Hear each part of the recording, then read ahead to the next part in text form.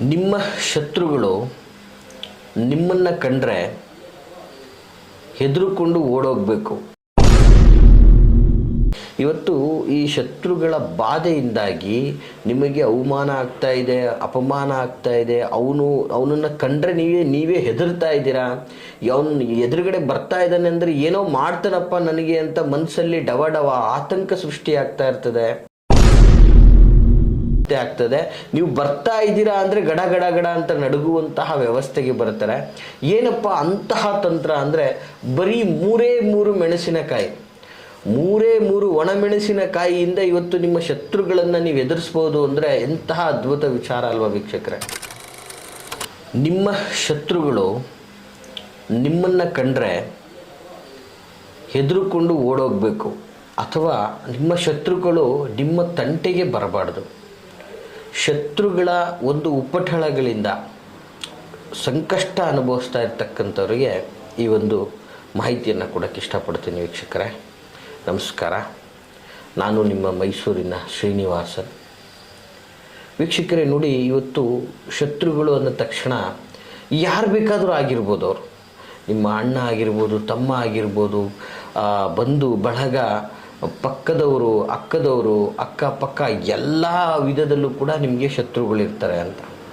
ಇದು ಕಣ್ಣು ಕಾಣುವಂತಹ ಶತ್ರುಗಳಾಗಿರ್ಬೋದು.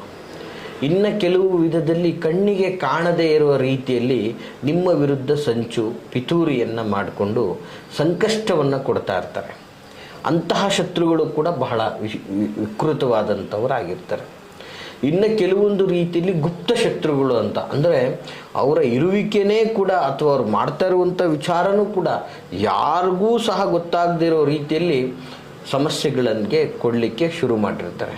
ಸೊ ಅಂತಹ ಒಂದು ವ್ಯವಸ್ಥಿತವಾದ ಶತ್ರುಗಳನ್ನು ನಿಮ್ಮ ತಂಟೆಗೆ ಬರದೆ ಅಥವಾ ನಿಮ್ಮನ್ನು ಕಂಡ್ರೆ 10 ಅಡಿ ದೂರದಲ್ಲಿ ನಿಂತ್ಕೊಂಡು ಹೋಗಬೇಕು. ಮತ್ತು ಅವನು ನಿನಗೆ ಯಾವುದೇ ರೀತಿ ಕೆಡಕನ್ನು ಮಾಡ್ತೀನಿ ಅನ್ನುವಂಥದ್ದು ಕೂಡ ಅವನ ಆಲೋಚನೆಯನ್ನು ಮಾಡಬಾರ್ದು. ಬಟ್ ಅವನ ಉಪಟಳಗಳಿಂದ ನೀವು ಮುಕ್ತಿಯನ್ನು ಹೊಂದಬೇಕು. ನಿಮ್ಮಿಂದ ಅವನಿಗೆ ತೊಂದರೆ ಆಗಬಾರ್ದು, ಅವನಿಂದ ನಿಮಗೆ ತೊಂದರೆ ಆಗಬಾರ್ದು. ನೋಡಿ, ಬಹಳ ಅದ್ಭುತವಾದ ಮಾಹಿತಿ ವೀಕ್ಷಕರೇ ಇದು. ಇವತ್ತು ಈ ಶತ್ರುಗಳ ಬಾಧೆಯಿಂದಾಗಿ ನಿಮಗೆ ಅವಮಾನ ಆಗ್ತಾ ಇದೆ, ಅಪಮಾನ ಆಗ್ತಾ ಇದೆ. ಅವನನ್ನು ಕಂಡ್ರೆ ನೀವೇ ಹೆದರ್ತಾ ಇದ್ದೀರಾ. ಅವನು ಎದುರುಗಡೆ ಬರ್ತಾ ಇದ್ದಾನೆ ಅಂದರೆ ಏನೋ ಮಾಡ್ತಾನಪ್ಪ ನನಗೆ ಅಂತ ಮನಸ್ಸಲ್ಲಿ ಡವ ಆತಂಕ ಸೃಷ್ಟಿ ಆಗ್ತಾ ಇರ್ತದೆ. ಮತ್ತು ನಿಮ್ಮ ಮನಸ್ಸಿನ ಮೂಲೆಯಲ್ಲಿ ಎಲ್ಲೋ ಒಂದು ಕಡೆ ಅವ್ನಿಗೆ ಏನಾದರೂ ಮಾಡಬೇಕಲ್ಲ, ನನ್ನ ಕಂಡ್ರೆ ನಾನು ಹೆಂಗೆ ಹೆದರ್ತೀನಿ, ಅವ್ನು ನಂಗೆ ಹೆದರ್ಬೇಕಲ್ಲ ನನಗೆ ಅನ್ನುವಂಥದ್ದು ಆ ಒಂದಷ್ಟು ಜಿಜ್ಞಾಸೆ, ಆ ಒಂದು ಆಕ್ರೋಶ ನಿಮ್ಮಲ್ಲಿ ಕಾಡ್ತಾ ಇರ್ತದೆ. ಅಂತಹ ಒಂದು ಸಂದರ್ಭಗಳಲ್ಲಿ ಅಂಥವ್ರನ್ನ ಯಾವ ರೀತಿ ಸದೆ ಬಡಿಬೇಕು, ನಾವು ಯಾವ ರೀತಿ ಅವನನ್ನು ನಡಗಿಸ್ಬೇಕು. ನಾನು ಬರ್ತಾ ಇದ್ದೀನಿ ಅಂದರೆ ಅವನು ದೂರ ಸರಿಬೇಕಲ್ಲ, ನನ್ನ ಮುಂದೆ ಅವನು ಎದೆ ನಿಗರ್ಸ್ಕೊಂಡು ಮಾತಾಡಬಾರ್ದಲ್ಲ, ಅವನು ನನ್ನ ಮುಂದೆ ಅವನು ಸಂಪೂರ್ಣವಾಗಿ ನಾಶನಾಗಿ ಹೋಗ್ಬೇಕಲ್ಲ. ಸೊ ಈ ರೀತಿಯೆಲ್ಲ ಒಂದಷ್ಟು ನಿಮ್ಮ ಮನಸ್ಸಲ್ಲಿ ಆ ಒಂದು ವಿಧದ ಒಂದು ತೊಂದರೆಗಳು, ಗೊಂದಲಗಳು ಸೃಷ್ಟಿಯಾಗಿರುತ್ತೆ. ಏನೂ ಮಾಡೋಕ್ಕಾಗ್ತಾ ಇಲ್ಲ ಅನ್ನುವಂತಹ ಆತಂಕನೂ ಕೂಡ ನಿಮಗೆ ಕಾಡ್ತಾ ಇರ್ತದೆ. ನೋಡಿ ವೀಕ್ಷಕರೇ, ಬಹಳ ಅದ್ಭುತವಾದಂತಹ ಮಾಹಿತಿ ಇದು. ಯಾಕಂದರೆ ಈ ಶತ್ರುಗಳ ಉಪಟಳಗಳಿಂದಾಗಿ ಇವತ್ತೊಂದು ದಿನ ಮನೆತನಗಳಲ್ಲಿ ನಾಶ ಆಗಿಬಿಟ್ಟಿರುತ್ತೆ. ಅವರು ಕೊಡ್ತಾ ಇರುವಂತಹ ತೊಂದರೆಗಳಿಗೆ ತುಂಬ ಚೆನ್ನಾಗಿದ್ದಂಥ ವ್ಯಕ್ತಿ ವ್ಯಸನಿಗಳಾಗಿ ಹೋಗ್ಬಿಟ್ಟಿರ್ತಾನೆ, ಮಾನಸಿಕ ಖಿನ್ನತೆಗೆ ಗುರಿಯಾಗಿರ್ತಾನೆ. ಅವನಲ್ಲಿ ಇರ್ತಕ್ಕಂತಹ ಆತ್ಮಸ್ಥೈರ್ಯ ಅಂತಕ್ಕಂಥದ್ದು ನಾಶವಾಗಿ ಹೋಗ್ಬಿಟ್ಟಿರ್ತದೆ. ಜೊತೆಗೆ ಅವನು ಕಂಡ್ರೆ ಏನೋ ಒಂದು ರೀತಿಯಾದಂಥ ಆತಂಕ ಮನಸ್ಸಲ್ಲಿ, ಎದೆಯಲ್ಲಿ ಭಯ, ಅವನಿಗೆ ನಾವು ಶರಣಾಗತಿ ಆಗಬೇಕಾ ಅನ್ನುವಂತಹ ವ್ಯವಸ್ಥೆ. ಸೊ ಈ ಇದ್ದಂತಹ ಸಂದರ್ಭಗಳಲ್ಲಿ ವೀಕ್ಷಕರೇ ನೀವು ಮಾಡಬೇಕಾಗಿರತಕ್ಕಂಥದ್ದು ಇಷ್ಟೇ, ಬಹಳ ಸುಲಭವಾದಂತಹ ಪರಿಹಾರ. ದಿನನಿತ್ಯ ನೀವು ನಿಮ್ಮ ಮನೆಯಲ್ಲಿ ಬಳಸುವಂತಹ ಪದಾರ್ಥ ಬಹಳ ಅದ್ಭುತವಾದಂತಹ ಒಂದು ಇಂಗ್ರೀಡಿಯೆಂಟ್ ಇದು. ಇದರಿಂದ ನಿಮ್ಮ ಶತ್ರುಗಳನ್ನು ನಾಶ ಮಾಡ್ಬೋದು. ಮತ್ತು ನಿಮ್ಮ ಶತ್ರುಗಳು ನಿಮ್ಮ ತಂಟೆಗೆ ಬರಲಿಕ್ಕೆ ಹೆದರುವಂತಹ ವ್ಯವಸ್ಥೆ ಆಗ್ತದೆ. ನೀವು ಬರ್ತಾ ಇದ್ದೀರಾ ಅಂದರೆ ಗಡ ಗಡ ಗಡ ಅಂತ ನಡುಗುವಂತಹ ವ್ಯವಸ್ಥೆಗೆ ಬರ್ತಾರೆ. ಏನಪ್ಪ ಅಂತಹ ತಂತ್ರ ಅಂದರೆ ಬರೀ 3 ಮೆಣಸಿನಕಾಯಿ, 3 ಒಣಮೆಣಸಿನಕಾಯಿಯಿಂದ ಇವತ್ತು ನಿಮ್ಮ ಶತ್ರುಗಳನ್ನು ನೀವು ಎದುರಿಸ್ಬೋದು ಅಂದರೆ ಎಂತಹ ಅದ್ಭುತ ವಿಚಾರ ಅಲ್ವಾ ವೀಕ್ಷಕರೇ. ನೋಡಿ, ಸಾಮಾನ್ಯವಾಗಿ ಒಂದು ಮನೆಯಲ್ಲಿ ಈ ಶತ್ರುಗಳ ಬಾಧೆಯಿಂದಾಗಿ ಏನಾಗ್ತಾ ಇರ್ತದೆ, ಯಾರು ಪರಸ್ಪರ ಒಬ್ರನ್ನೊಬ್ಬರನ್ನ ಮಾತಾಡಿಸುವಂತಹ ರೀತಿಯಲ್ಲಿ ಇರೋದಿಲ್ಲ. ಸೊ ಏನಾಗ್ತಾ ಇರುತ್ತೆ, ಅವ್ರು ಕಂಡ್ರೆ ಇವ್ರಿಗಾಗಲ್ಲ, ಇವ್ರು ಕಂಡ್ರೆ ಅವ್ರಿಗಾಗಲ್ಲ, ಬಟ್ ಅವ್ರನ್ನ ಕಂಡ್ರೆ ಇವರ ಒಂದು ವ್ಯವಸ್ಥೆಯಲ್ಲಿ ನಡಕ ಹೆಚ್ಚಾಗ್ತಾ ಇರ್ತದೆ. ಸೊ ಯಾಕಂದರೆ ಅವನು ತುಂಬ ಬಲಿಷ್ಠನಾಗಿರ್ತಾನೆ, ಆರ್ಥಿಕವಾಗಿ ಬಲಿಷ್ಠನಾಗಿರ್ತಾನೆ, ದೇಹದಿಂದನೂ ಬಲಿಷ್ಠನಾಗಿರ್ತಾನೆ, ಸಾಮರ್ಥ್ಯದಿಂದನೂ ಬಲಿಷ್ಠನಾಗಿರ್ತಾನೆ, ವಿವೇಚನೆಯಿಂದನೂ ಬಲಿಷ್ಠನಾಗಿರ್ತಾನೆ. ಸೊ ಇಂಥವನನ್ನು ನಾವು ಕಪಿಮುಷ್ಟಿಗೆ ತಗೊಳ್ಳೋದಾಗಲಿ ಅಥವಾ ಅವನು ನಮ್ಮನ್ನು ಹೆದರ್ಕೊಳ್ಳುವಂತಹ ರೀತಿಗೆ ಮಾಡ್ಕೊಳ್ಳೋದನ್ನು ಹೇಗೆ ಅನ್ನುವಂತಹ ಗೊಂದಲದಲ್ಲಿ ಇಡೀ ಜೀವನನೇ ನಾಶ ಮಾಡಿಕೊಳ್ತಾ ಇರ್ತಾರೆ. ವೀಕ್ಷಕರೇ, ಚಿಂತಿಸುವಂಥ ಅಗತ್ಯ ಇಲ್ಲ.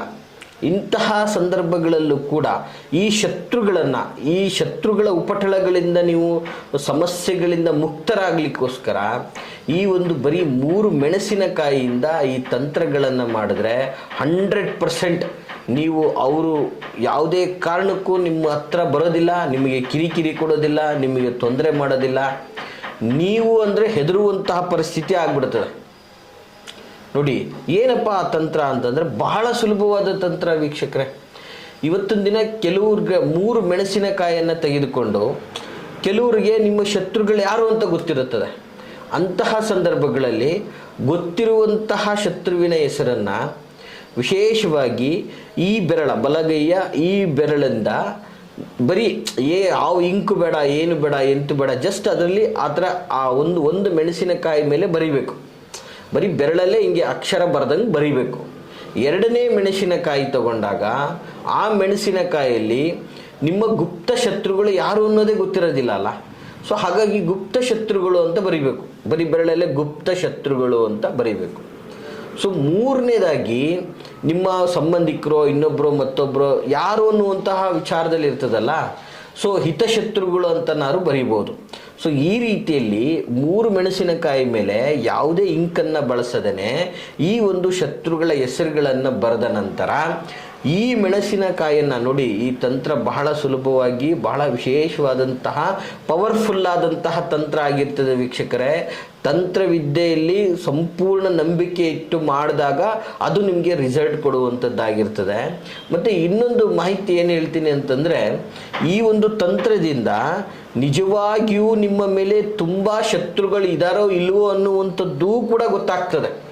ಯಾಕೆಂದರೆ ಕೆಲವೊಂದು ಬಾರಿ ನಾವು ತಿಳ್ಕೊಂಡಿರೋದೇ ನಮಗೆ ತಪ್ಪಾಗ್ಬಿಟ್ಟಿರ್ತದಲ್ಲ. ಯಾಕಂದರೆ ಆ ವ್ಯಕ್ತಿ ನೇಚರೇ ಆಗಿದ್ದು ಅವನು ನಮ್ಮ ಶತ್ರು ಅಂತ ನಾವು ಭಾವಿಸ್ಬಿಟ್ಟಿರ್ತೀವಿ. ಬಟ್ ಅವನು ನಮ್ಮ ಶತ್ರು ಆಗಿರ್ಬೋದು, ಆಗಿಲ್ದೇನೂ ಇರ್ಬೋದಲ್ಲ. ಬಟ್ ಈ ಒಂದು ತಂತ್ರದಿಂದ ಅವರು ಶತ್ರುಗಳು ಆಗಿದ್ದಾರಾ ಇಲ್ವಾ ಅನ್ನುವಂಥದ್ದು ಸಹ ನಾವು ಸೂಕ್ಷ್ಮವಾಗಿ ತಿಳ್ಕೊಬೋದಾಗ್ತದೆ. ಹೌದಾ ಗುರುಗಳೇ, ಏನು ಅಂತಹ ಒಂದು ತಂತ್ರ ಅಂದರೆ ನೋಡಿ, ಸೂಕ್ಷ್ಮವಾಗಿ ನೋಟ್ ಮಾಡ್ಕೊಳ್ಳಿ. ಬರೀ 3 ಮೆಣಸಿನಕಾಯಿಯನ್ನು ತೆಗೆದುಕೊಳ್ಳಿ. ಆ 3 ಮೆಣಸಿನಕಾಯಿ, ಒಣ ಮೆಣಸಿನಕಾಯಿಯನ್ನು ತೆಗೆದುಕೊಂಡು ಅದರ ಮೇಲೆ ನಿಮ್ಮ ಈ ಬೆರಳಿನಿಂದ ಯಾವುದೇ ಇಂಕನ್ನು ಬಳಸದೆ ಬರೀ ಬೆರಳಿನ ಮೇಲೆ ಅಕ್ಷರ ಬರೆಯುವ ರೀತಿಯಲ್ಲಿ ಹೆಸರನ್ನು ಬರೀರಿ. ನಿಮ್ಮ ಶತ್ರುವಿನ ಹೆಸರು 1 ಮೆಣಸಿನಕಾಯಲ್ಲಿ, 2ನೇ ಮೆಣಸಿನಕಾಯಿಯಲ್ಲಿ ಗುಪ್ತ ಶತ್ರುಗಳು ಅಂಥೇಳಿ, 3ನೇ ಮೆಣಸಿನಕಾಯಿಯಲ್ಲಿ ಹಿತಶತ್ರುಗಳು ಅಂಥೇಳಿ ಬರೆದ ನಂತರ ಇದನ್ನು ಯೂಶಲಿ ನಿಮ್ಮ ಮನೆಯ ಅಡಿಗೆ ಮನೆಯಲ್ಲೇ ನಿಂತ್ಕೊಂಡು ಬರಿಬೇಕು. ನಿಮ್ಮ ಮನೆಯ ಅಡಿಗೆ ಮನೆಯಲ್ಲೇ ನಿಂತ್ಕೊಂಡು ಬರಿಬೇಕು.